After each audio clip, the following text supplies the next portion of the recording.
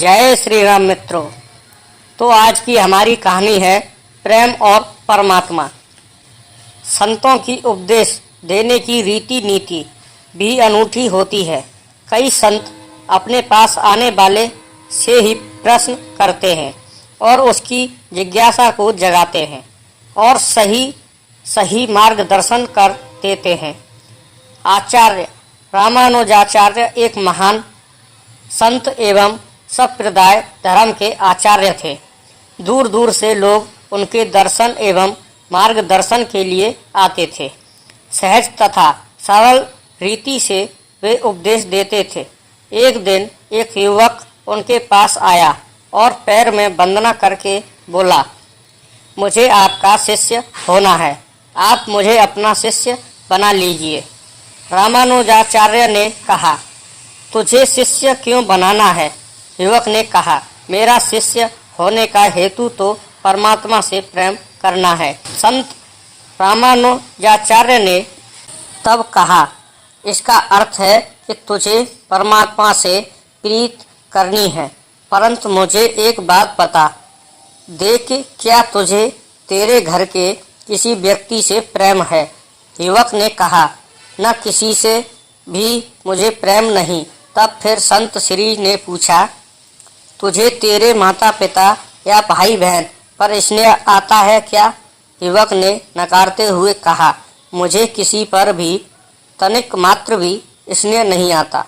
पूरी दुनिया स्वार्थ परायण है, ये सब मिथ्या माया जाल है, इसीलिए तो मैं आपकी शरण में आया हूँ। तब संत रामानुज ने कहा, बेटा, मेरा और तेरा कोई मेल नहीं, तुझे जो चाहिए वह मैं नहीं दे सकता।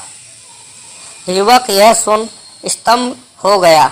उसने कहा, संसार को मिथ्या मानकर मैंने किसी से प्रीत नहीं की। परमात्मा के लिए मैं इधर उधर भटका। सब कहते थे कि परमात्मा के साथ प्रीत जोड़ना हो तो संत रामानुज के पास जा, पर आप तो इनकार कर रहे हैं। संत रामानुज ने कहा, यदि तुझे तेरे परिवार से प्रेम होता, जिंदगी में तूने तेरे निकट के लोगों में से किसी से भी स्नेह किया होता, तो मैं उसे विशाल स्वरूप दे सकता था। थोड़ा भी प्रेम भाव होता तो मैं उसे ही विशाल बना के परमात्मा के चरणों तक पहुंचा सकता था।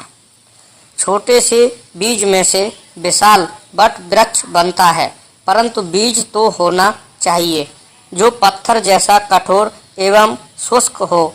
उसमें से प्रेम का झरना कैसे बहा सकता हूँ?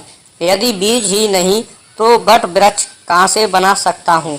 तूने किसी से प्रेम किया ही नहीं तो तेरे भीतर परमात्मा के प्रति प्रेम की गंगा कैसे बहा सकता हूँ? कहानी का सर ये है कि जिसे अपने निकट के भाई बंधुओं से प्रेम भाव नहीं, उसे ईश्वर से प्रेम भाव नहीं हो सकता। हमें अपने आसपास के लोगों और कर्तव्यों से मोह नहीं मोड़ सकते। यदि हमें आध्यात्मिक कल्याण चाहिए तो अपने धर्म कर्तव्यों का भी उत्तम रीति से